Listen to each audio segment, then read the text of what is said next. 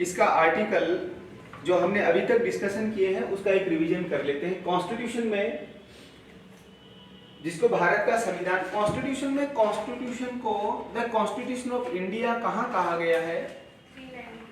393 में, है ना? हाँ, अभी एक बार समझो, सुनो। आर्टिकल 393 में कहा गया है, जैसे आपके पास में डायरेक्ट है ना, आप चाहो तो लिख लो साथ में। इसको हम भारत का संविधान कहते हैं। कहाँ कहते हैं? कौन से आर्टिकल में? On which, in which article? कौन सा आर्टिकल है जो इसके नाम की बात करता है, इसका नामकरण संस्कार करता है? वो है आर्टिकल 393। उसमें बताया गया है कि this constitution called the constitution of India. इस संविधान को भारत का संविधान कहते हैं। दूसरी बात, हम इसको डिस्कस करते हैं कि ये कॉन्स्टिट्यूशन लागू कब से हुआ।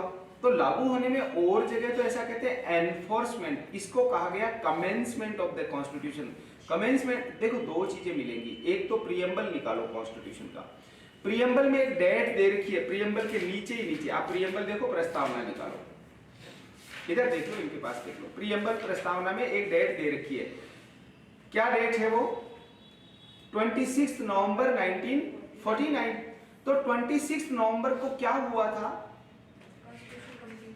हमारा कॉन्स्टिट्यूशन बन गया था। इस डेट को कॉन्स्टिट्यूशन हमारा कंप्लीट हो गया, बट डेट ऑफ कमेंसमेंट जो है वो है 394। आर्टिकल निकालो, इसमें आगे आर्टिकल 394 निकालो। 394 में इसकी डेट ऑफ कमेंसमेंट है कि ये लागू कब से, इसके 2 महीने बाद में, जो प्रियम्बल में दे रखा है 26 नवंबर 1949, जस्ट आफ्टर 2 मंथ, इसके ठीक 2 महीने बाद में 26 जनवरी 1950 को 395 अनुच्छेद निकाल लो, ऑनलाइन में ऑफलाइन में सभी। 395, एक बार आर्टिकल 394 देखो। आर्टिकल 394 में क्या लिखा हुआ? दो चीजें लिखी हुई है। एक तो ये दे रखा कि इमीडिएट इफेक्ट से, ऑनलाइन में जो बैठे हैं आप अपना कॉन्स्टिट्यूशन का बेरेक्ट ओपन कर लो और उसमें जो चीजें मैं बता रहा हूं आप साथ के साथ में देखते चलो। और अभी बेरेक्ट है तो दूसरे मोबाइल फोन में आप ओपन कर लो। देखो ऊपर लिखा रहता है, प्रियंका एक बार राजकुमारी आप वाला दिखा दो, इनको आप देखो 395 दिखाना, 394 में क्या दिया हुआ है? बीच में एक बार दे दो इनको, आप वो ले लो। 394 में ये दिया हुआ है, देखो दो चीजें हैं, इमीडिएट इफेक्ट से, ऐसा दिया ना, इमीडिएट इफेक्ट से 16 आर्टिकल लागू हो जाएंगे। 394 से लेके आर्टिकल 5, 6, 7, 8, 9, है ना, 60, ऐसा दे रखा है। ये सारे आर्टिकल हैं जो 16 आर्टिकल इमीडिएट इफेक्ट। अब वो इमीडिएट इफेक्ट कौन सा है? वो जो प्रियम्बल में दे रखा है ना, 26 जनवरी 1949, हाँ 26 नवंबर 1949, उस दिन हमारी कॉन्स्टिट्यूएंट असेंबली ने हमारे कॉन्स्टिट्यूशन को प्रिपेयर कर दिया था। लेकिन दो हिस्टोरिकल रीजन, एक टेक्निकल रीजन, एक हिस्टोरिकल रीजन था, दो रीजन थे जिसकी वजह से हमने 2 महीने बाद में लागू किया। पहला तो ये था कि इसका उस दिन तक सिर्फ इंग्लिश वर्जन तैयार हुआ था, जिसका अपने यूपी से, बिहार से, राजस्थान से आने वाले लोगों ने, हिंदी भाषी राज्यों के लोग हैं जैसे मध्य प्रदेश, इन सब ने डिमांड की कि ये इसका हिंदी वर्जन भी तैयार करो, हमारे तो ये समझ में नहीं आ रहा, साइन तो हम कर रहे हैं। तो फिर एक तो इसका हिंदी ट्रांसलेशन हुआ 2 महीने में, और दूसरा लाहौर अधिवेशन में कांग्रेस के ये कहा गया था कि हम अंग्रेजों से पूर्ण स्वतंत्रता लेंगे। वो दिन था संयोग से 26 जनवरी 1930 का, इसलिए कहा कि उसमें 2 महीने बाकी है, तो इस 2 महीने में 2 काम किए, इसलिए हमारा डेट ऑफ कमेंसमेंट, अगर आपको एग्जामिनर एग्जाम में पूछता है, जैसे अभी आपको एक पेपर दिया था, तो वो डेट ऑफ कमेंसमेंट है वो तो है 26 जनवरी 1950। 394 आर्टिकल में लिखा हुआ, अनुच्छेद 394 में लिखा हुआ कि ये संविधान लागू कब हुआ था? 26 जनवरी 1950 को। और ऐसा पूछ ले पार्टली कब लागू हुआ था, तो प्रियम्बल वाली डेट लिखनी है। भागतः कब लागू हुआ था? पूर्णतः लागू हुआ 26 जनवरी 1950, है ना, फुली जो डेट ऑफ कमेंसमेंट है। पार्टली या भागतः कब लागू हुआ? वो हुआ 26 नवंबर 1949। और उस दिन को हम किस रूप में मनाते हैं? कॉन्स्टिट्यूशन के बर्थडे के रूप में मनाते हैं। जैसे आज किसान दिवस है, चौधरी चरण सिंह जी जयंती को हम देश भर में किसान दिवस के रूप में मनाते हैं। तो ऐसा ये संविधान का भी दिवस है, इसका भी बर्थडे है। तो कब मना रहे हैं? 26 जनवरी। कब से मना रहे हैं? अरे हाँ, 26 नवंबर। कब से मना रहे हैं 26 नवंबर? क्योंकि 27 नवंबर मेरा है, 26 नवंबर संविधान का है। ये हम मना रहे हैं 2015 से। 2015 से, जब मोदी जी 2014 में प्रधानमंत्री बने, 2015 से ये मनाना, संविधान दिवस मनाना चालू कर दिया। After that every 26 November is constitution day, इस रूप में हम सेलिब्रेट करते हैं। उसके बाद में हमने ये बेसिक सी चीजें हैं कॉन्स्टिट्यूशन के बारे में, फिर हमने इसका प्रियम्बल, प्रस्तावना या उद्देशिका के बारे में डिस्कस किया। उसके बाद में प्रस्तावना या उद्देशिका में ही वो डेट दे रखी है 26 नवंबर 1949, और बाकी के पूरे कॉन्स्टिट्यूशन के बारे में 394 आर्टिकल में दे रखी है। उसके बाद में part 1, article 1 to 4 the union and it's territory, संघ और इसका राज्य क्षेत्र, इसके बारे में हमने अनुच्छेद 1 से लेके 4 पार्ट 1 में डिस्कस किया। फिर है पार्ट 2, आर्टिकल 5 to 11 सिटीजनशिप, नागरिकता के बारे में, जो शेड्यूल 7th शेड्यूल जो हमारी 7वीं अनुसूची है, संविधान के लास्ट में देखेंगे तो अनुसूचियां है, अभी मैं आपको क्लास के बाद में बता दूंगा इसमें कैसे कहां देखना है। और उसका फर्स्ट लिस्ट यानी यूनियन लिस्ट का 17 नंबर का सब्जेक्ट निकालेंगे तो वो भी किसकी बात करता है, सिटीजनशिप की बात करता है। उसके बाद में हमने पार्ट 3 में आर्टिकल 12 to 35 में फंडामेंटल राइट्स के बारे में डिस्कस किया।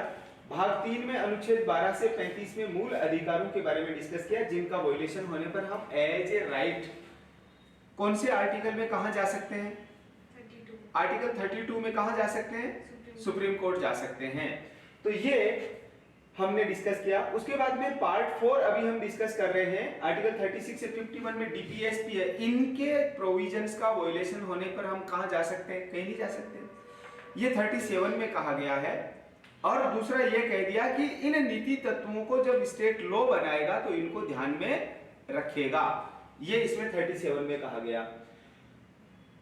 और एक चीज मैं साथ में बता देता हूं, अभी 44 तक हमने कल की क्लास में डिस्कस कर लिया था, मैंने YouTube चैनल पे भी डाल दिया था और आप लोगों को भेज दिया। एक ये 239 का ए ध्यान रखना, ये अभी J&K असेंबली को मान्यता दी है, तो इसको ध्यान रखना। 239 ए पुडुचेरी, यानी हमारे स्टेट, इंडिया में कितने स्टेट हैं, 28 स्टेट, और यूनियन टेरिटरी कितनी है, 8।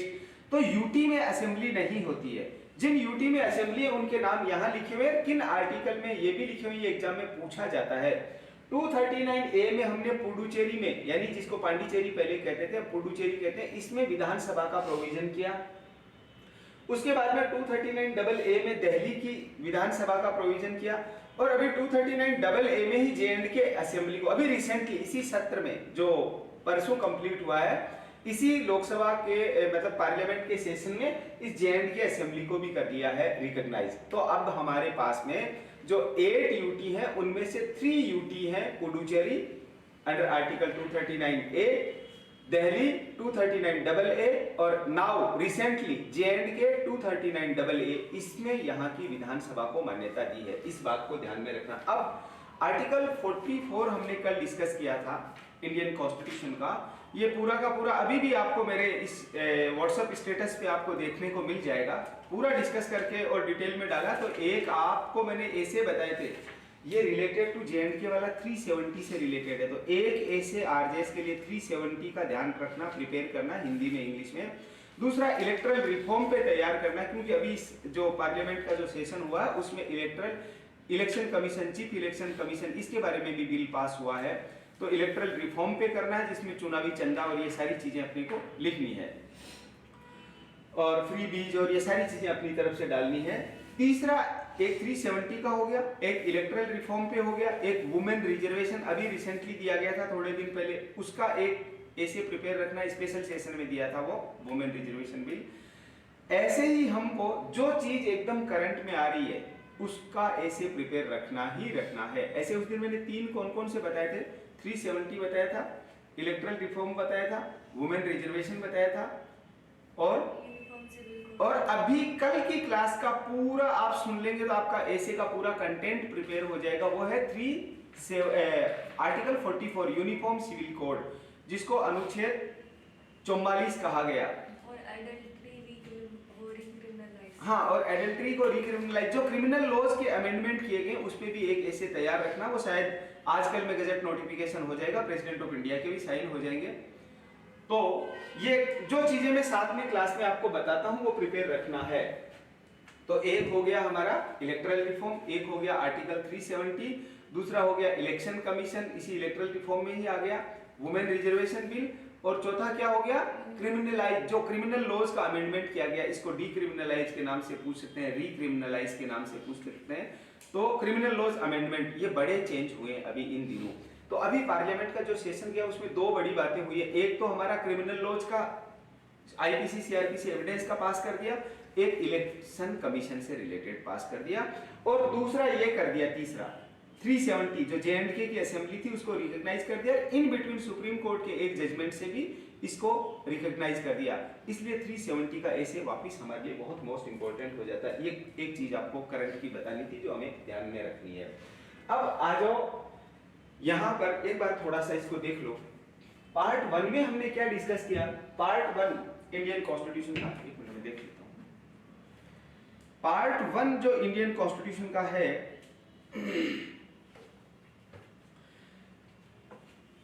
The union and it's territory, संघ और उसका राज्य क्षेत्र, इसमें आर्टिकल 1 दे रखा है, एक बार इसको रिवीजन कर लो। Name and territory of the union, संघ का नाम और उसका राज्य क्षेत्र। देखो यहाँ पे जनरली ये होता है कि कोई भी एक्ट होता है ना, अपन शुरुआत का पहला सेक्शन देखते हैं, नेम एक्सटेंट कमेंसमेंट, किसका नाम दिया जाता है वहां पे, उस एक्ट का नाम दिया जाता है। और यहाँ पे किसका नाम दिया गया, यूनियन का, देश का नाम दिया गया, India that is Bharat shall be union of states, Bharat राज्यों का संघ होगा, ऐसा आर्टिकल 1 में दिया। ये अपन बाद में डिटेल में हमने सारा डिस्कस कर रखा है, इसके वीडियो अपने YouTube युवान लॉ इंस्टीट्यूट का जो चैनल है उस पे आपको मिल जाएंगे सारे के सारे। आर्टिकल 2 में एडमिशन और एस्टेब्लिशमेंट ऑफ न्यू स्टेट, नए राज्यों का प्रवेश और उसकी स्थापना, इसके बारे में हमने इस आर्टिकल 2 में प्रोविजन किया हुआ है। 2A ये हटा हुआ है, ये जानबूझ के मैंने हटे हुए वाली चीज नहीं लिखी, कई बार एग्जाम में पूछा हुआ, सिक्किम से रिलेटेड प्रोविजन आर्टिकल 2A में कब हटाए गए, तो Sikkim to be associated with the union, Sikkim को यूनियन के साथ में जोड़ा, तो सिक्किम का संघ के साथ में सहयुक्त किया जाना, ये 2A में है, ये हटा हुआ, फिर भी मैंने जानबूझ के लिखा 2A को। आपको ये पूछ सकते हैं कौन से कॉन्स्टिट्यूशनल अमेंडमेंट से किस वर्ष हटाया गया, ऐसे एग्जाम में क्वेश्चन पूछे जाते हैं। आपके इसका डायरेक्ट में निकालेंगे 2A तो लिखा हुआ मिल जाएगा, ठीक है। उसके बाद में आर्टिकल 3 इंडियन कॉन्स्टिट्यूशन का, formation of new state and alteration of areas boundaries और नेम ऑफ एग्जिस्टिंग स्टेट, नए राज्यों का निर्माण, वर्तमान राज्यों के क्षेत्रों, सीमाओं और नामों में परिवर्तन। जैसे हमने मध्य प्रदेश से अलग करके एक राज्य बनाया, क्या नाम दिया उसका, छत्तीसगढ़। बिहार से अलग करके एक स्टेट बनाया, क्या नाम दिया उसका, झारखंड। और यूपी से अलग करके एक स्टेट बनाया, क्या नाम दिया उसका, पहले नाम दिया उत्तरांचल, बाद में उसका नाम कर दिया उत्तराखंड। हमने अभी हाल ही में आंध्र प्रदेश से अलग करके एक स्टेट बनाया, तेलंगाना। और जम्मू कश्मीर जो स्टेट हुआ करता था उसको स्टेट के स्टेटस को कन्वर्ट करते हुए 2 यूटी बना दी, एक यूटी बना दी लेह लद्दाख, जहां असेंबली नहीं है, यूटी में हमारी असेंबली नहीं होती, इन 3 यूटी में है जो अभी हम डिस्कस कर रहे थे, इन 3 यूटी में असेंबली है, पुडुचेरी, दिल्ली और नाउ रिसेंटली जेएंडके। तो ये हो गया हमारा नए राज्यों का बनाना। तो जेएंडके में अभी यूटी बना दिया, बट इसकी असेंबली को वापस बहाल कर दिया।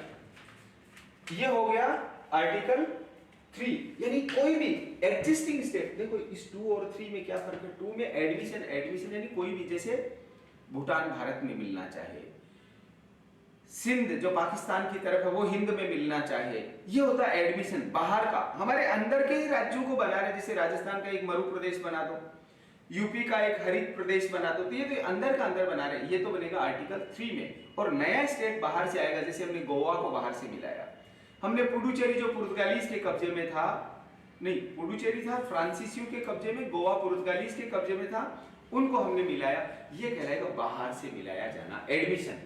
तो आर्टिकल 2 और 3। 4 क्या कहता है, laws made under article 2 and 3 to provide for the amendment of the first and fourth schedule and supplemental incidental and consequential matters. कोई भी जो आर्टिकल 2 और 3, ये ऊपर जो आर्टिकल 2 एंड 3 है, ऐसे ही शेड्यूल 1 और शेड्यूल 4। तो शेड्यूल 1 में क्या दे रखा है, शेड्यूल 1 में दे रखा है 28 स्टेट और 8 यूटी, इसके बारे में प्रोविजन किया। अगर 4th शेड्यूल में क्या दिया हुआ है, allocation of seats for the council of state, Rajya Sabha के लिए सीटों का आवंटन दे रखा, उनसे रिलेटेड कोई भी बदल करना होगा तो ये आर्टिकल 4 में किया जाएगा। यानी आर्टिकल 4 में ये दो चीजें, आर्टिकल 2 और 3 इनसे रिलेटेड, शेड्यूल 1 और शेड्यूल 4 से रिलेटेड कोई भी अगर बदल किया जाता है तो वो बदल किया जा सकता है। जैसे अभी जे.एंड.के असेंबली के बारे में कर दिया, लेकिन ये कॉन्स्टिट्यूशनल अमेंडमेंट नहीं है, ऐसा आर्टिकल 4 के क्लॉज 2 में कहा गया है, इसको अपने को देखना है। उसके बाद में हमने सिटीजनशिप में डिस्कस किया, नागरिकता में आर्टिकल 5 to 11 में सिटीजनशिप है, इसका आर्टिकल 5 है citizenship eight the commencement of the constitution. यानी अभी जो हमने एक बात की ना, कमेंसमेंट ऑफ द कॉन्स्टिट्यूशन, ऐसा वर्ड कहां लिखा हुआ है? कमेंसमेंट ऑफ द कॉन्स्टिट्यूशन 394 में लिखा हुआ कमेंसमेंट ऑफ द कॉन्स्टिट्यूशन। तो ये कमेंसमेंट ऑफ द कॉन्स्टिट्यूशन यानी 26 जनवरी 1950 को जिनका जन्म भारत में हुआ, जिनके पेरेंट्स का जन्म भारत में हुआ या एटलीस्ट 5 ईयर तक इंडियन रेजिडेंट रहा, इसमें आर्टिकल 5 में कहा गया जिनका बर्थ इंडिया में हुआ, जिनके पेरेंट्स का बर्थ इंडिया में हुआ है, जो एटलीस्ट 5 ईयर तक इंडिया में रहा, कब? At the commencement of the constitution यानी 26 जनवरी 1950। दूसरा आर्टिकल 6 देखिएगा, right to citizenship of certain persons who have migrated to India from Pakistan. देखो पाकिस्तान समझो तो ऐसे समझो, उस समय दो पाकिस्तान थे, एक पश्चिमी पाकिस्तान जो वर्तमान पाकिस्तान है, एक पूर्वी पाकिस्तान जो वर्तमान में बांग्लादेश है। तो जो पाकिस्तान से भारत में आया वो भारत का नागरिक होगा।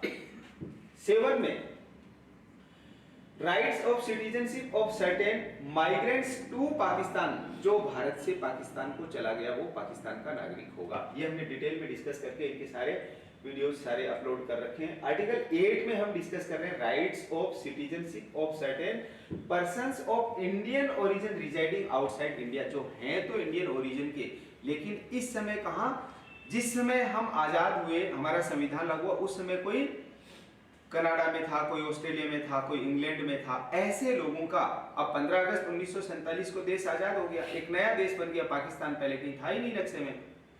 तो इसके बारे में जो प्रोविजन किया गया है, तो उन्होंने जाकर के इंडियन एम्बेसी की तरफ अपना नाम लिखा दिया, उनको भारत की नागरिकता मिल जाएगी। जो हमारी एम्बेसी के भी ऐसे टुकड़े जैसे भाइयों की संपत्ति के बंटवारे होते हैं उस तरह से, तो यहां पर उनका नाम जिन्होंने पाकिस्तान में लिखा है वो पाकिस्तानी सिटीजन हो जाएंगे। आर्टिकल 9 कहता है persons voluntarily acquiring citizenship of foreign state not to be citizen, जिन्होंने अपनी इच्छा से विदेशी नागरिकता ले ली है, जैसे आज कोई कनाडा की, ऑस्ट्रेलिया की, स्विट्जरलैंड की, किसी भी एनी अदर फॉरेन कंट्री की सिटीजनशिप लेता तो वो कहां का नागरिक माना जाएगा?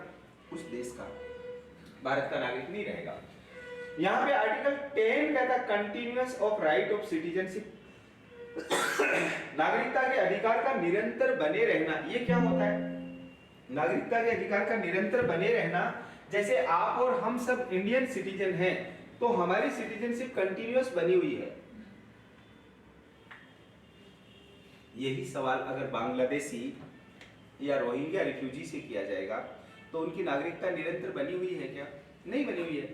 आप और हमारे फोर फादर्स इंडिया में रह रहे थे, इस चीज को हम प्रूव कर सकते हैं, हमारी प्रॉपर्टी के जो दस्तावेज हैं उनसे प्रूव कर सकते हैं। ये हमारी कंटिन्यूअस सिटीजनशिप बनी हुई है। हमारे फोर फादर्स इंडिया में रहते थे, ना तो हम उधर पाकिस्तान से माइग्रेंट होकर के आए हैं, ना अभी इस बांग्लादेश से माइग्रेंट होकर के आए हैं, ना ही हम ब्रह्मा या म्यांमार से माइग्रेंट होकर के आए। तो हम सब की सिटीजनशिप क्या बनी हुई है? कंटिन्यूअस सिटीजनशिप बनी हुई है, जिसको हम प्रॉपर्टी राइट्स या रेवेन्यू के रिकॉर्ड से इस चीज को प्रूव कर सकते हैं। Article 11 parliament to regulate the right of citizenship by law, parliament citizenship को लॉ के द्वारा रेगुलेट कर सकता है। जैसे रिसेंटली CAA, NRC, इनको पार्लियामेंट ने अमेंडमेंट किया था। उसके बाद में हमने डिस्कस किया पार्ट 3 आर्टिकल 12 से 35 में फंडामेंटल राइट्स, मूल अधिकारों के बारे में हमने डिस्कस किया। इसका आर्टिकल 12 है जो डेफिनेशन की बात करता है। किसकी डेफिनेशन की बात करता है? स्टेट की डेफिनेशन। और स्टेट की डेफिनेशन में कितनी चीजें आती हैं? 4 बातें, गवर्नमेंट ऑफ इंडिया और parliament, state government, state legislature, local authority जिसमें हमारी पंचायत आ जाती है, हमारी म्युनिसिपैलिटी आ जाती है, और अदर अथॉरिटी में सीड कॉर्पोरेशन, फूड कॉर्पोरेशन, गेल, भेल, पावर ग्रिड, ये सारे आ जाते हैं, यानी जितने भी ऑटोनोमस है, ये स्टेट की डेफिनेशन है। जो आर्टिकल 12 में स्टेट की डेफिनेशन है, आर्टिकल 36 में भी वही डेफिनेशन है, इसका ध्यान रखना आप। उसके बाद में आर्टिकल 13 में laws inconsistent with or in derogation of the fundamental rights, मूल अधिकारों का से असंगत, मूल अधिकारों से असंगत या उनका अल्पीकरण करने वाली विधियां, यानी ऐसे लो जो हमारे मूल अधिकारों को मिनिमाइज करते हैं। इसमें 4 क्लोज दे रखे हैं। 13 का 1 बात करता प्री कॉन्स्टिट्यूशनल लॉ, संविधान पूर्व विधियां। क्लोज 2 बात करता पोस्ट कॉन्स्टिट्यूशनल लॉ, और जिसको जुडिशियल रिव्यू भी कहते हैं। और क्लोज 3 का ए कहता है लॉ और बी कहता लॉ इन फोर्स, अभी जेएलओ में पूछा गया था। और फोर्थ कहता है कि इसमें किया गया कोई चेंज कॉन्स्टिट्यूशनल अमेंडमेंट नहीं माना जाएगा। उसके बाद में आर्टिकल 14, अब आर्टिकल 14 को हम डिस्कस करें, जैसे अभी आपके पेपर में थे ना आर्टिकल 14, उस है तो छोटा सा, उसकी चीज है बहुत बड़ी। आर्टिकल 14, 19 और 21 बहुत वाइड है, बहुत वाइड है, एक प्रकार से तीनों के तीनों मिनी कॉन्स्टिट्यूशन ऑफ इंडिया जैसे हैं। अब ये देखो, एक चीज ध्यान रखना, एग्जाम में पूछा जाता है कि आपके कॉन्स्टिट्यूशन में फंडामेंटल राइट में कितने तरह के राइट दिए हुए हैं? 6 टाइप ऑफ राइट। उसमें पहला राइट कौन सा है? ये वाला, राइट टू इक्वलिटी, समता का अधिकार, अनुच्छेद 14 से 18, आर्टिकल 14 टू 18, जिसमें पहला है article 14 equality before the law, विधि के समक्ष समता। उसके बाद में ये इससे रिलेटेड केसेस हैं आर्टिकल 14 से रिलेटेड, जिसमें अनवर अली सरकार का केस बहुत बार एग्जाम में पूछा जाता, बहुत अच्छा केस है। ऐसे के ए अब्बास का केस कह ले, कल भी मैंने आपको आर्टिकल 44 में भी के ए अब्बास का केस बताया था। उसके बाद में air India versus Nargis Mirza का केस, उसके बाद में सर्बानंद सोनोवाल, नवतेज सिंह जौहर, जोसेफ शाहीन, यूसुफ अब्दुल अजीज। ये यहाँ पे मैंने लिख रखा है कि नवतेज सिंह जौहर रिलेटेड टू 377, ये रिलेटेड टू जोसेफ शाहीन और यूसुफ अब्दुल अजीज 497, यानी एडल्ट्री, जारदा से संबंधित है। इसको इस केस से, जोसेफ शाहीन के केस से क्या किया गया था? डीक्रिमिनलाइज कर दिया था। अब नई आईपीसी जो आ रही है उससे इसको वापस क्या कर रहे हैं? रीक्रिमिनलाइज कर रहे हैं, पुनः इसको वैसा ही इफेक्ट दे रहे हैं जैसा पहले था। हमने Mittu versus state of Punjab का केस डिस्कस किया, X versus principal secretary department of health and family welfare NCT Delhi 2022, ये हमने केस डिस्कस किया। ये किसका केस है? एक्स वर्सेस प्रिंसिपल सेक्रेटरी वाला, अबॉर्शन का। अबॉर्शन का हमारे देश में, कल हम यूनिफॉर्म सिविल कोड डिस्कस कर रहे थे, उससे पहले हमने ये डिस्कस किया था मैटरनिटी लीव कितने दिन की मिलती है? 26 वीक में से 2 वीक घटा दे तो कितने वीक बचते हैं? 24 वीक। तो अबॉर्शन का राइट 24 वीक तक का है। इस केस में कहा गया मैरिड और अनमैरिड वुमेन में डिफरेंस कर रहे हो, जबकि आर्टिकल 14 तो मना करता है डिस्क्रिमिनेशन का। इसलिए आप मैरिड और अनमैरिड दोनों भारत में रहने वाली वुमेन और गर्ल्स अपना अबॉर्शन एज ए राइट कितने वीक तक कर सकती है? 24 वीक तक। ये अभी जजमेंट आया है, एग्जाम में पूछा जा सकता है, इनका ध्यान रखना है। उसके बाद में हमने आर्टिकल 15 को डिस्कस किया और 15 और 16 की एक कंपैरिजन टेबल बनाई। उससे पहले एक बार 15 को देख लो। आर्टिकल 15 का क्लोज 1 कहता कोई डिस्क्रिमिनेशन नहीं होगा। समझाने के लिए मैंने कहा था एडमिशन से रिलेटेड मामले। 15 में हम एडमिशन लेते हैं, 16 में एम्प्लॉयमेंट लेते हैं। भाई अब पढ़ लिख लिया आप, पढ़ाई हो गई आपकी पूरी या पूरी होने वाली है, तो अब आपको क्या चाहिए? जॉब चाहिए, एम्प्लॉयमेंट चाहिए। तो 15 एडमिशन से रिलेटेड समझने के लिए बता रहा हूं। तो आर्टिकल 15 का क्लोज 1 कहता है डिस्क्रिमिनेशन नहीं होगा, 15 का 2 भी कहता है डिस्क्रिमिनेशन नहीं होगा, बट आर्टिकल इंडियन कॉन्स्टिट्यूशन के आर्टिकल 15 का क्लोज 3 कहता है कि वुमेन और चिल्ड्रन के लिए स्टेट क्या कर सकता है? स्पेशल लॉ बना सकता है। जितने भी हमारा वुमेन रिजर्वेशन हो, चाहे पोक्सो हो, चाहे इंडिसेंट रिप्रेजेंटेशन हो, चाहे सेक्सुअल हरेसमेंट हो, ये सारे के सारे, या जेजे हो, सारे किस में बन रहे हैं? आर्टिकल 15 के क्लोज 3 में बनाए जा रहे हैं। आर्टिकल 15 का क्लोज 4 एससी एसटी के लिए स्पेशल रिजर्वेशन की बात करता है on the ground of economic and social, सामाजिक और आर्थिक रूप से पिछड़ेपन के आधार पे इनके आरक्षण की बात करता है। अनुसूचित जाति जनजाति, और 5 में अनुसूचित जाति जनजाति के साथ में अन्य पिछड़ा वर्ग भी आ गया। और आर्टिकल 15 का क्लोज 6 है वो ईडब्ल्यूएस के रिजर्वेशन की भी बात करता है। 10% रिजर्वेशन दिया जाएगा 2019 में 103rd कॉन्स्टिट्यूशनल अमेंडमेंट के द्वारा।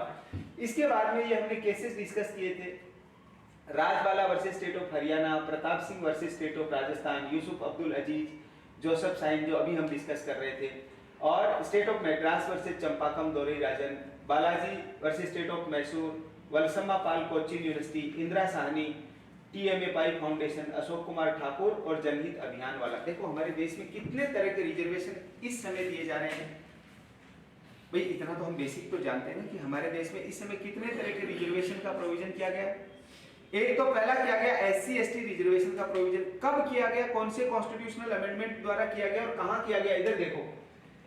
सबसे पहला रिजर्वेशन ये मिला SC/ST का, तो आर्टिकल 15 के क्लोज 4 में दिया गया पहले कॉन्स्टिट्यूशनल अमेंडमेंट के द्वारा, फर्स्ट कॉन्स्टिट्यूशनल अमेंडमेंट 1951 में। उसी कॉन्स्टिट्यूएंट असेंबली के मेंबर ने दिया जो टेम्परेरी पार्लियामेंट के रूप में काम कर रहे हैं, क्योंकि हमारी पार्लियामेंट तो 17 अप्रैल 1952 को चुन करके आई और पहला अमेंडमेंट कब हो गया था, 1951 में हो गया था। तो उन्हीं को रिक्वेस्ट किया कि आप एक बार टेम्परेरी पार्लियामेंट के रूप में काम करिए। ये बहुत बार एग्जाम में पूछा जाता है। इस रिजर्वेशन का ग्राउंड क्या था, सोशली और एजुकेशनली बैकवर्ड, सामाजिक और आर्थिक रूप से पिछड़े हुए। इस पिछड़ेपन के आधार पे जो जातियां SC में आती है, जो ST में आती है। अब एक चीज समझो आप, ये एग्जाम में क्वेश्चन पूछा जाता है, आप लिख लेना, आप सब लोग लिख लेना, ऑनलाइन ऑफलाइन में मैंने लिखवाया नहीं, अभी लिखा रहा हूं। आपको ये पूछ ले, ऐसा क्वेश्चन पूछा जाता है, आपको पूछा जाएगा इंडियन कॉन्स्टिट्यूशन में SC के बारे में प्रोविजन कहां किया गया है। अभी एक बार देखो, मैं इधर लिख रहा हूं, एक बार एरो करके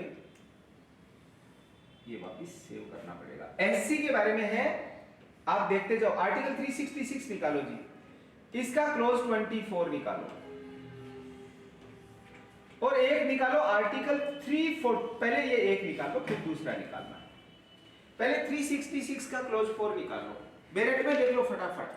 366 का क्लोज 24, नॉट ओनली 4, 24 है ना। इंडियन कॉन्स्टिट्यूशन के आर्टिकल 366 का मिल गया। 24 में क्या SC के बारे में दे रखा है ना, शेड्यूल कास्ट के बारे में दे रखा है। अब यहां पे हो तो एक बार यहीं रहो, दूसरा भी एक बार मैं लगे हाथ दिखा देता हूं। इंडियन कॉन्स्टिट्यूशन का कौन सा ऐसा आर्टिकल है जो इसकी बात करता है, तो ये करता है 366 का क्लोज 25। ठीक है, यही बात कर रहा है कि कोई दूसरी तो नहीं कर रहा है, यही बात कर रहा है। अब आप ऐसा करिए, यहां से आगे आ जाओ, 341 में आ जाओ। 341, क्योंकि इसमें देर, एक मिनट रुको, वहीं रुको जाओ। 366 का 24 में इसका रेफरेंस है कि नहीं, 341 का देखो एक बार, कॉन्स्टिट्यूशन में दे रखा है क्या, दे रखा है ना। 341 इसी में लिखा हुआ है।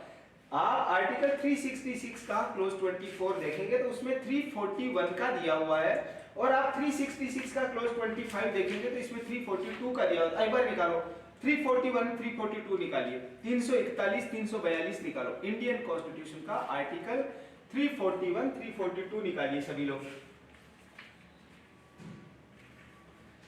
यहां पर आप इंडियन कॉन्स्टिट्यूशन का आर्टिकल 341 निकालेंगे तो वहां पे SC के बारे में बता रखा कि SC मींस क्या होगा। यहां पे 342 में बता रखा ST मींस क्या होगा। ये एग्जाम में पूछा जाता है, इतना डेप्थ में स्टूडेंट जाता ही नहीं है, वो तो एक बार पढ़ लेता SC ST बस हो गया काम। अरे एग्जामिनर पूछेगा बताओगे कहां, इसके अलावा और पूछता है, वो अभी नहीं बता रहा हूं, लेकिन ऐसे बता देता हूं। SC commission, ST commission, OBC commission, ऐसे इसी के साथ रहो। रुको यहीं 342 के जस्ट आगे देखो एक बार, एक एक आर्टिकल देखना, बहुत आगे मत भागना। यहां आपको दिख रहा है क्या SC कमीशन कहीं लिखा हुआ?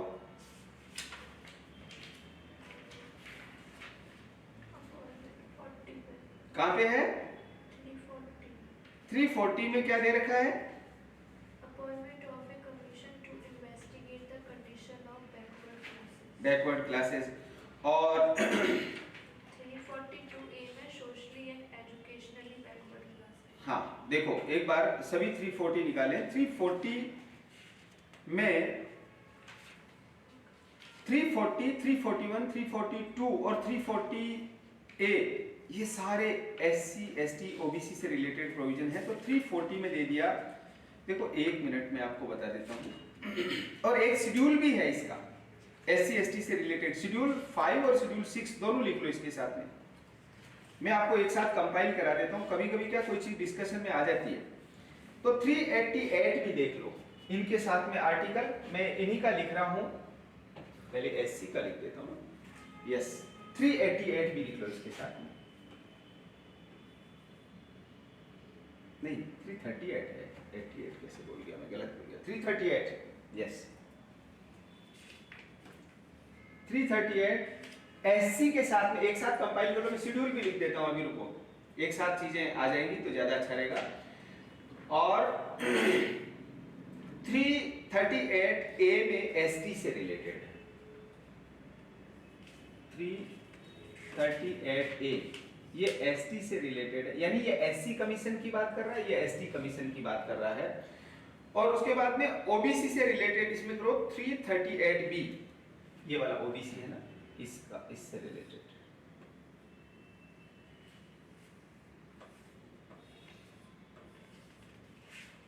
ये पूछा जाता है एग्जाम में कि 338 का जो बी है ये कब जोड़ा गया, कौन से अमेंडमेंट से जोड़ा गया।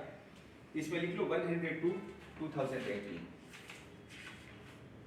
102 टू यह नीचे लिख देता हूँ 2018, इससे इसको कॉन्स्टिट्यूशन में ऐड किया गया। अब इसके साथ में एक और लिख लो, शेड्यूल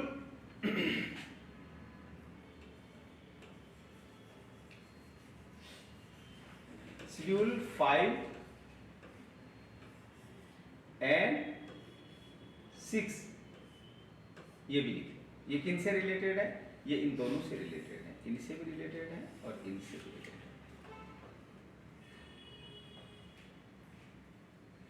हमें ये ध्यान रखना है कि एससी एसटी जैसे यहां आया है तो उसको एक साथ कंप्लीट कर लो। आर्टिकल कौन कौन से जहां दिया हुआ एग्जामिनर की मर्जी है जो पूछ लो। अब आप इसमें रिप्लाई कर सकते हो नहीं कर सकते हो, किसी भी एंगल से पूछो, आपको जो पूछना पूछ लो एग्जामिनर, लेकिन आप इसको बता सकते हैं। तो ये इसको एक साथ में कंपाइल कर लेना एक जगह पे। एससी एसटी का रिजर्वेशन किस आधार पे दिया है, सोशली और एजुकेशनली बैकवर्डनेस के आधार पे।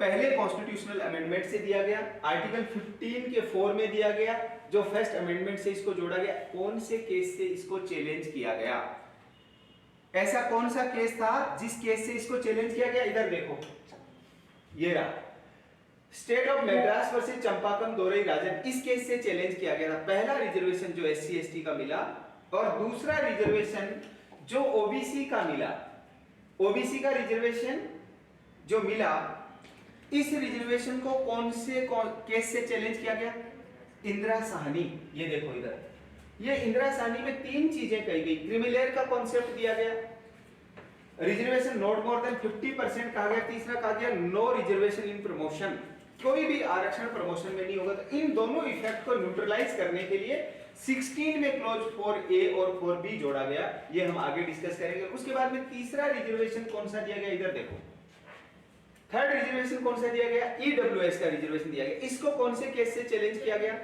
जनहित अभियान, ये नीचे लिखा हुआ, जनहित अभियान वर्सेस यूनियन ऑफ इंडिया 2022, जिसमें कहा गया कि देखो एससी को 8% रिजर्वेशन है 12%, एससी को है 16, ओबीसी 21, जबकि 27 दिया गया। और मंडल कमीशन ने तो कहा कि ये 56% जाते हैं, इसलिए 50% आरक्षण दे दो। 49 सुप्रीम कोर्ट ने कहा रिजर्वेशन इससे ऊपर नहीं जाएगा, ये लिख दिया ना इंदिरा साहनी में, रिजर्वेशन नॉट मोर देन 50%। अब 10% जो ईडब्ल्यूएस को दे दिया, इसमें सुप्रीम कोर्ट ने कह दिया जनहित अभियान वाले केस में ये तो अलग से दिया हुआ है। अब उन्होंने किस एंगल से अलग से देखा है तो वही जाने। बाकी आप गांव के अनपढ़ आदमी को भी पूछोगे कि 1 कम 50 में 10 जोड़ेंगे तो कितने होंगे, वो भी यही कहेगा 1 कम 60 होंगे, लेकिन हमारा सुप्रीम कोर्ट कह रहा है 1 कम 50 होंगे, यानी 49 ही होंगे, 59 नहीं होंगे। ये हो गया हमारा ये आर्टिकल 15। अब 15-16 की कंपैरिजन टेबल हमने ऐसे प्रिपेयर की है, इसको समझ लो। जैसे आर्टिकल 15 एडमिशन से रिलेटेड है, आर्टिकल 16 किससे रिलेटेड है, जॉब से रिलेटेड, एम्प्लॉयमेंट से रिलेटेड है। इनका आर्टिकल 15 का क्लोज 1 कहता है कोई डिस्क्रिमिनेशन नहीं होगा, ऐसे 16 का भी 1 कहता है कोई डिस्क्रिमिनेशन नहीं होगा। 15 के 2 में ए और बी दो दे रखे हैं, बाथिंग घाट्स, वेल्स, रोड्स यानी कुआं, स्नानागार, घाट, इन पे कोई डिस्क्रिमिनेशन नहीं होगा। और यहाँ 16 का 2 भी कहता है कोई डिस्क्रिमिनेशन नहीं होगा on the ground of race, caste, sex, place of birth etcetera. राज्य किसी भी व्यक्ति के साथ में धर्म, मूलवंश, जाति, लिंग, जन्मस्थान के आधार पर विभेद नहीं करेगा, ऐसा 15 का 1 भी कहता है, 2 भी कहता है। या एडमिशन से रिलेटेड या एम्प्लॉयमेंट से रिलेटेड, पब्लिक एम्प्लॉयमेंट से रिलेटेड। उसके बाद में आर्टिकल 15 का क्लॉज 3 क्या कह रहा है, किसके आधार पर डिस्क्रिमिनेशन होगा, वुमेन और चिल्ड्रन के लिए। 16 का 3 कह रहा है रेजिडेंस के आधार पे। जैसे हम राजस्थान के रहने वाले मूल निवासी हैं, तो हमें राजस्थान में तो हम जिस भी कैटेगरी में आते हैं, चाहे हम एससी में आए, एसटी में आए, ओबीसी में आए, ईडब्ल्यूएस में आए, रिजर्वेशन मिलेगा। लेकिन आप यूपी से हैं, आप अदर स्टेट से अदर देन राजस्थान, तो उनको जनरल में ही कवर करेंगे। हम जाके यूपी जुडिशरी का या एमपी जुडिशरी का या अभी रिसेंटली गुजरात जुडिशरी का फॉर्म भरा होगा, तो वहां पे हम जनरल में ही कवर होंगे, क्योंकि इसके आधार पे स्टेट रिजर्वेशन उनके रहने वाले लोगों को मिलेगा। 15 के 4 में कहा गया एससी एसटी, ओबीसी मैंने सिर्फ समझने के लिए लिख दिया था। 15 के 4 में एससी एसटी के रिजर्वेशन की बात की गई। यहाँ पे 16 के 4 में सफिशिएंट रिप्रेजेंटेशन, पर्याप्त प्रतिनिधित्व नहीं है तो आरक्षण देंगे, इसकी बात की गई। फिर यहाँ पर इंदिरा साहनी का जो ये इफेक्ट आया ना कि रिजर्वेशन 50% से ज्यादा नहीं होगा और प्रमोशन नहीं देंगे, तो यहाँ कहा गया अगर प्रमोशन नहीं दोगे तो इनका तो कभी पर्याप्त प्रतिनिधित्व हो ही नहीं पाएगा, सफिशिएंट रिप्रेजेंटेशन नहीं हो पाएगा, इसलिए जॉब में भी प्रमोशन देना पड़ेगा, यानी रिजर्वेशन इन प्रमोशन भी देना पड़ेगा, और सीटें भी 50% से ज्यादा किसी भी भर्ती में हो सकती हैं, ये बताया गया। 15 के 5 में कहा गया इस आधार पर डिस्क्रिमिनेशन कर सकते हैं। या 16 के 5 में कहा गया जो रिलीजियस पोस्ट है उसी धर्म के लोगों के लिए प्रोविजन किया जा सकता है। 15 का 6 और 16 का 6 दोनों ही 103rd कॉन्स्टिट्यूशनल अमेंडमेंट के द्वारा 2019 में जो ईडब्ल्यूएस का 10% रिजर्वेशन है, ईडब्ल्यूएस के रिजर्वेशन का ग्राउंड क्या था, किस आधार पे दिया गया, इकोनॉमिकली वीकर सेक्शन। देखो ऊपर का एससी एसटी ओबीसी, ये रिजर्वेशन तीनों के तीनों रिजर्वेशन दिए गए socially and educationally backward, socially और एजुकेशनली बैकवर्डनेस के आधार पे, और ये ईडब्ल्यूएस का रिजर्वेशन दिया गया economically weaker section of the society. ये तो बेसिक चीजें, कॉमन सेंस की बात है, कोई बहुत बड़ी भारी भरकम बात तो अपन कर ही नहीं रहे। इसके बाद में हमने आर्टिकल 16, इसको ही यहाँ पे वही डिटेल में बता रखा है। आर्टिकल 16 को किसमें है, equality of opportunity in matters of public employment, लोक नियोजन में अवसर की समता, इसके बारे में कॉन्स्टिट्यूशन में प्रोविजन किया गया है। 16 का 4A, 16 के 4B ये कह रहे हैं कोई डिस्क्रिमिनेशन नहीं होगा, अभी हमने डिस्कस किया था। 16 का 3 कहता है रेजिडेंस निवास स्थान के आधार पर डिस्क्रिमिनेशन किया जा सकता है। 16 का 4 कहता है रिप्रेजेंटेशन, यानी सफिशिएंट रिप्रेजेंटेशन उनका नहीं है, किनका, एससी एसटी का। पर्याप्त प्रतिनिधित्व, अपर्याप्त प्रतिनिधित्व है, मींस पर्याप्त प्रतिनिधित्व नहीं है तो स्पेशल रिजर्वेशन का प्रोविजन किया जा सकता है। इसको कैचअप रूल कहा गया। और वीरपाल सिंह, ये जज का नाम है वीरपाल चौहान, वीरपाल सिंह चौहान के केस में ऐसा कहा गया, संयोग से पार्टी का नाम और जज का नाम एक ही है। 1995 में सुप्रीम कोर्ट ने ये जजमेंट दिया। बहुत बार पूछते हैं कैचअप रूल कहाँ है, अब स्टूडेंट पढ़ता ही नहीं है तो कैचअप टमाटो सॉस वाला कैचअप समझ जाता है, वो नहीं है। 16 का 4A प्रमोशन यानी प्रोन्नति में रिजर्वेशन, ये इसमें 2 अमेंडमेंट किए गए, ये भी पूछा जाता है। 77th अमेंडमेंट 1995 में, 85th अमेंडमेंट 2001 में। ये इंदिरा साहनी के इफेक्ट को न्यूट्रलाइज करने के लिए 16 का 4A लाना पड़ा। 16 का 4B भी इंदिरा गांधी के इंदिरा साहनी, नॉट इंदिरा गांधी, इंदिरा साहनी के इफेक्ट को न्यूट्रलाइज करने के लिए लाना पड़ा। बैकलॉग भर्ती जिसको कहा जाता है, ये 81st अमेंडमेंट से 2008 में जोड़ा गया। इसको कौन सा रूल कहा जाता है, कैरी फॉरवर्ड रूल, कि भाई इस रिजर्वेशन को कंटिन्यू रखो आप, वरना भर्ती नहीं कर पाओगे। और ये केस का नाम था T Devadasan versus union of India, और दूसरा केस था BN Tiwari versus union of India, 1964 के दोनों केसेस हैं। फिर हमने 16 का 6 EWS का 103rd के कॉन्स्टिट्यूशनल अमेंडमेंट के द्वारा 2019 में जो रिजर्वेशन दिया गया, जिसको जनहित अभियान के केस से चैलेंज किया गया था। यहाँ तक क्लियर है आपको? अब ये कुछ केसेस हमने लिखे हैं यहाँ पे आर्टिकल 16 से related. Air India versus Nargis Mirza का, Randhir Singh versus union of India, कल भी हम डिस्कस करें ना 39 के। इसमें डी में equal pay for equal work का प्रिंसिपल किस केस से दिया गया, इस रणधीर सिंह के केस से दिया गया, ये ध्यान में रखना। और air India Indira Sahni case जो अभी हम डिस्कस कर रहे हैं, नरसिम्हा राव और M नागराज। आर्टिकल 17 अभी जेएलओ में पूछा गया, अबोलिशन ऑफ टाइटल्स, उपाधियों का अंत किससे कहा गया, सॉरी एस्प्रिसिएता का, अबोलिशन ऑफ अनटचेबिलिटी। 17 बात करता है अबोलिशन ऑफ अनटचेबिलिटी, एस्प्रिसिएता का अंत। इसमें PUDR versus union of India का केस है। और आर्टिकल 18 में प्रोविजन किया गया अबोलिशन ऑफ टाइटल्स, उपाधियों का अंत, जिसमें बालाजी राघवन का केस है। ये अपने को हमेशा ध्यान में रखना है। प्रीएम्बल आर्टिकल 39 का ए, 43 का ए, 48 का ए, 51 का ए, ये सारे के सारे 42nd अमेंडमेंट के द्वारा 1976 में कॉन्स्टिट्यूशन में ऐड किए गए। इसको please always keep in mind, ये बहुत बार एग्जाम में पूछा जाता है। प्रीएम्बल में जो 3 वर्ड जोड़े गए कौन कौन से? सोशल यानी समाजवादी, पंथनिरपेक्षता और अखंडता, मींस सोशलिस्ट, सेक्युलर, इंटेग्रिटी, इन तीनों वर्ड का। और ये सारे जितने मैंने यहाँ लिख रखे हैं ये सारे के सारे किससे जोड़े गए? 42nd अमेंडमेंट से 1976। 44th अमेंडमेंट से एक ही चीज याद रखो, राइट टू प्राइवेट प्रॉपर्टी। इसका बाद में मैं आपको दिखा दूंगा, इसका फोटो क्लिक कर लेना आपको जिस चीज का करना है। सर मिनी कॉन्स्टिट्यूशन किसको बोलते हैं? मिनी कॉन्स्टिट्यूशन आर्टिकल 14 को भी कहते हैं, 19 को भी कहते हैं, मोस्टली 21 को कहते हैं। अमेंडमेंट 42, अमेंडमेंट 42nd अमेंडमेंट और 44th अमेंडमेंट दोनों को कहते हैं। ये ध्यान रखना, अच्छा क्वेश्चन आपका कि मिनी कॉन्स्टिट्यूशन ऑफ, अभी बाद में इसका फोटो क्लिक कर लेना आप आराम से। 42nd अमेंडमेंट, 2 संशोधन है जिनको मिनी कॉन्स्टिट्यूशन ऑफ इंडिया कहा जाता है। 42nd अमेंडमेंट 9:30 हो गए? अच्छा मैडम आए हैं? हाँ ठीक है, अभी 1 मिनट में करते हैं। तो 42nd अमेंडमेंट और 44th अमेंडमेंट को मिनी कॉन्स्टिट्यूशन ऑफ इंडिया, इन 2 संशोधनों को भारत का लघु संविधान कहा जाता है। ऐसे ही आर्टिकल 14, 19 और 21 को भी मिनी कॉन्स्टिट्यूशन ऑफ इंडिया कहा जाता है। उसके बाद में हमने आर्टिकल 19 डिस्कस किया। ये 19(1)(a) का ये फ्रीडम्स है A से G तक, इनके रेस्ट्रिक्शंस 19 के क्लोज 2 से 6 में दे रखे हैं। और इसके 2 में ये 8 रेस्ट्रिक्शन है जिसमें ये बहुत बार पूछा जाता है, प्रभुता, अखंडता, सॉवरेनिटी और इंटीग्रिटी को कब जोड़ा गया? 16th अमेंडमेंट से 1963 में जोड़ा गया। उसके बाद में इसके आर्टिकल 19 से रिलेटेड ये केसेस हमने लिखे। उसके बाद में आर्टिकल 20 ये हमने डिस्कस किया, इसका क्लोज 1, क्लोज 2 और इससे रिलेटेड ये केसेस हमने सारे डिस्कस किए। उसके बाद में आर्टिकल यहाँ पे 21, ये देखो इसका ध्यान रखना, ये मेनका गांधी के केस में दिया गया था गोल्डन ट्रायंगल रूल। आर्टिकल 14, 19, 21 इन तीनों को मिनी कॉन्स्टिट्यूशन जैसा कहा जाता है और इसको golden triangle rule Maneka Gandhi case से दिया। ये 21 में ये सारे केसेस हमने डिस्कस किए। राइट टू लाइफ और personal liberty, state shall not discriminate any person, यानी किसी को डिप्राइव नहीं करेगा, किससे? लाइफ और पर्सनल लिबर्टी से, except procedure established by law. ये 21 में डिस्कस किया।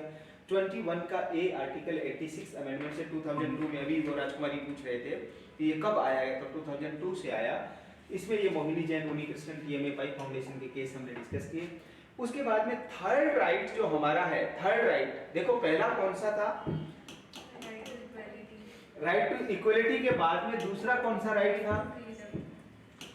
वो था second year right to freedom, article 19 से लेके 22 तक। उसके बाद का जो हमारा राइट है वो कौन सा राइट है? राइट अगेंस्ट एक्सप्लॉयटेशन, शोषण के विरुद्ध अधिकार, आर्टिकल 23 और 24 में दिया गया है।